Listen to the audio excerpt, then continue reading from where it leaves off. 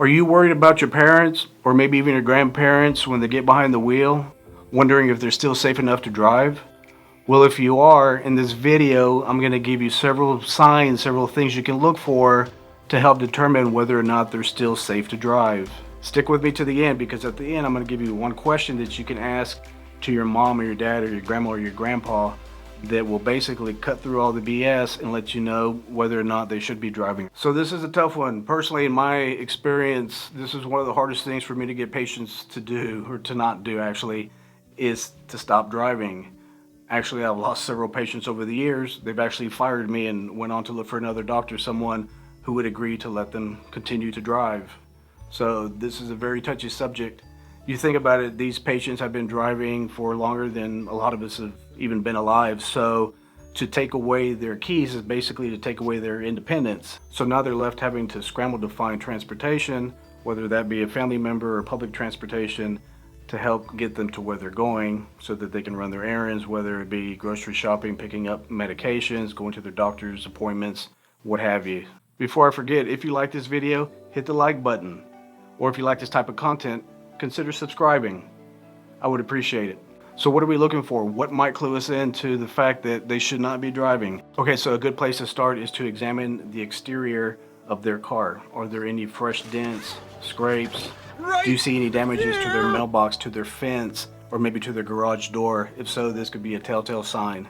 Also, we want to take a look at their driving habits. Have they changed? Are they now rolling through stop signs when they used to come to a full stop? Are they changing lanes now without using their signal? Also, are they changing lanes without even looking in their blind spot? And are they lifelong seatbelt wearers that have stopped buckling up?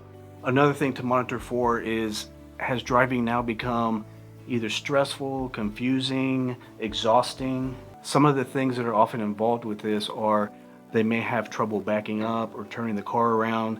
They may get lost even in familiar places. They may become easily distracted. Also, they'll tend to respond slowly to unexpected situations. Another thing we'll see is sometimes they'll even exhibit some road rage, or they'll do things that'll have drivers behind them honking at them. We see this all the time.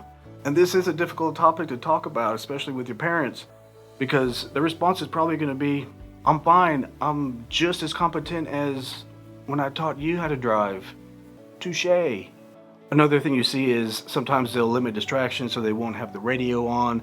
They won't be having any conversations with anyone in the car with them. Another thing that they do is they avoid driving at night, and they avoid driving in bad weather. A lot of us do that, right? Another thing you might want to do is to look at their driving record. If they've had a couple of traffic violations over the last 3 or 4 months, this could definitely be a red flag. Alrighty, and like I promised you, there is one question that you can ask either your mom or your dad or your grandma or your grandpa to determine, are you safe enough to drive? If they fail this question, they are definitely not safe enough to drive. And here's the question. Do you feel safe enough to drive with children in the car? If they say no, or if they waver, time to take the keys away.